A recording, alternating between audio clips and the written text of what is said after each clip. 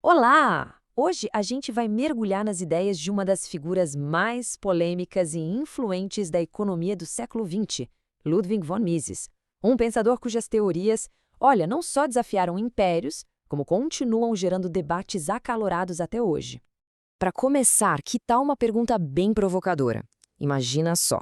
Alguém, lá em 1920, chega com um argumento lógico que não só criticava o socialismo, mas dizia que ele era economicamente impossível. Pois é, essa afirmação ousada está bem no coração do legado do Mises. Mas para a gente entender as ideias dele, primeiro a gente precisa entender quem foi esse homem. Mises não era nem de longe um acadêmico tradicional. Sabe, em muitos sentidos ele era um outsider, um intelectual que remou e remou muito contra a maré das ideias dominantes do seu tempo. Olha só essa linha do tempo. A vida do Mises foi um verdadeiro drama, né?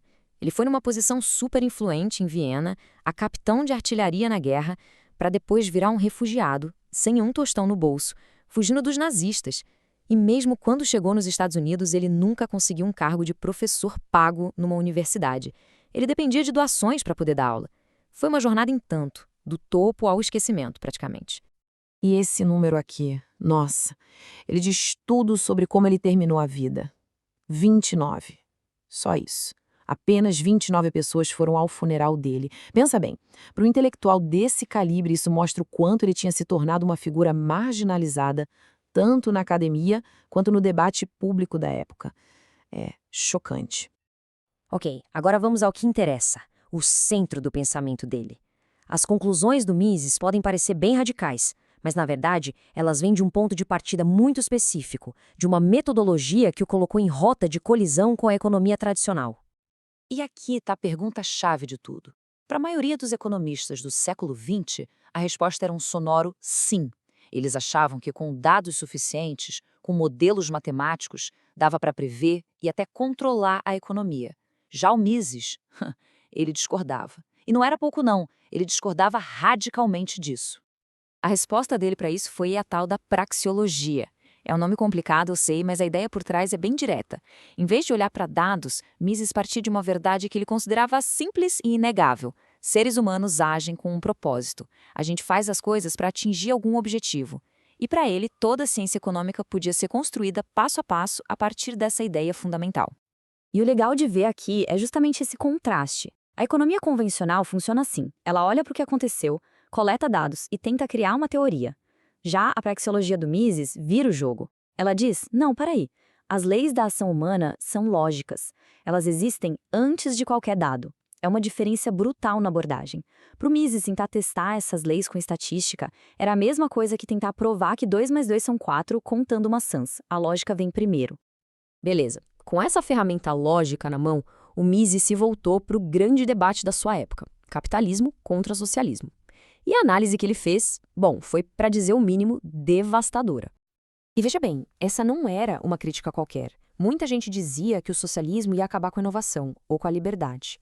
Mises foi muito além. Ele argumentou que, no nível mais básico de todos, uma economia com planejamento central simplesmente não consegue funcionar de um jeito racional. Então, qual é o ponto-chave aqui? Vamos seguir a lógica dele passo a passo. Se você abole a propriedade privada de coisas como fábricas, máquinas, aço, não existe mais mercado para essas coisas. Ninguém compra ou vende. Se não tem mercado, não tem preço. E aí vem a pergunta de $1 milhão. Sem preços, como é que um planejador central sabe se é melhor usar o aço para fazer uma ponte ou um trator? Como ele sabe qual dessas coisas a sociedade precisa mais? Mises chamou isso de caos no cálculo. Mas ele não parou por aí no socialismo. Mises usou essa mesma lógica, essa mesma importância dos sinais de preço, para analisar também as crises do capitalismo. Foi daí que ele desenvolveu a famosa teoria austríaca dos ciclos econômicos. Para Mises, aqueles ciclos de boom, de grande crescimento, seguidos por uma recessão, o bust, não eram uma falha natural do mercado. Não. Para ele, era o resultado direto da intervenção do Banco Central. Quando o Banco Central abaixa os juros artificialmente, ele manda um sinal falso para a economia, como se tivesse muito mais poupança guardada do que realmente tem. Aí os empresários, enganados por esse sinal, começam a investir em um monte de projetos que não são sustentáveis a longo prazo. Isso cria uma bolha de crédito barato que, mais cedo ou mais tarde, inevitavelmente, estoura. Certo, então, o Mises criticou o socialismo puro, criticou a intervenção do Banco Central, Mas e a economia mista, aquele caminho do meio que a maioria dos países segue? Bom, ele também tinha uma visão bem pessimista sobre isso. A lógica dele é mais ou menos assim. Imagina que o governo decide congelar o preço do pão para ajudar as pessoas. O que acontece? Começa a faltar pão, porque os padeiros não têm mais lucro para produzir. Para resolver a falta de pão, o governo então precisa criar um sistema de racionamento. Aí surge o mercado ilegal de pão, que exige mais polícia, mais fiscalização e a coisa não para. Pro Mises, cada intervenção do governo cria um novo problema, que pede uma nova intervenção, numa espiral que acaba levando, inevitavelmente, ao controle total do Estado. Essa tabela aqui resume bem a visão econômica do Mises sobre os grandes sistemas coletivistas do século XX. E olha só que interessante como ele analisa. Para ele, não importava muito o nome e a ideologia que o sistema dizia ter. O que importava era a realidade econômica por trás. Seja o comunismo, com o Estado sendo dono de tudo, ou o fascismo, onde a propriedade era privada no papel, mas na prática era o Estado quem mandava em tudo, para o Mises o resultado era o mesmo. O cálculo econômico racional virava fumaça. Ele enxergava os dois, no fundo, como tipos diferentes de socialismo. Apesar de ter morrido praticamente esquecido, as ideias do Mises não morreram com ele. Muito pelo contrário, elas floresceram depois da sua morte e acabaram influenciando movimentos e pensadores que mudaram completamente o cenário intelectual. Pensa só, o aluno mais famoso dele, o F. Hayek, ganhou um prêmio Nobel. As ideias dele serviram de base para todo o movimento libertário moderno e hoje existem instituições como o Mises Institute que se dedicam a promover e discutir o trabalho dele. Uma baita reviravolta para um homem que teve só 29 pessoas no seu enterro, não é? E isso tudo nos traz de volta para aquela nossa primeira pergunta, lá do começo. Quando a União Soviética ruiu, em 1991, muitos dos seguidores do Mises olharam para aquilo e disseram, tá aí a prova.